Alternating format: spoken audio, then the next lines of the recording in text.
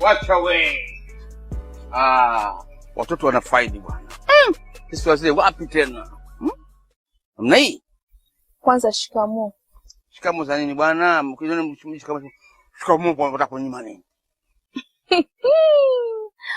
Umechelewa jamvini, karamu imeshaliwa. Upo?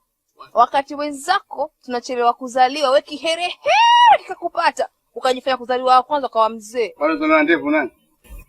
Kama sana ndefu duniani, watu tunaongea watoto. Sema nini nimewahi tu. Ndio ushachelewa babu. Sio mchezo. Wewe mtoto kiboko wewe. Tena sio kiboko kidogo. Kiboko kabisa. Naona sasa hivi hapo unatunyosha tu hapo. Kila mmoja kanyoka kama moja. Na mtanyoka kama rula babu. Aha. Wewe kwanza zangu wewe. Sasa hizi nishakuteremsha juu ya vistuli vyako ulivyovaa huko chini. Kwambia mzee Juma akamimi ngira usingiza hauji na kuota wewe tu chakula pia kiteremke. Hivi kwa akili yako unafikiria siku hizi watu huangaliwa maneno?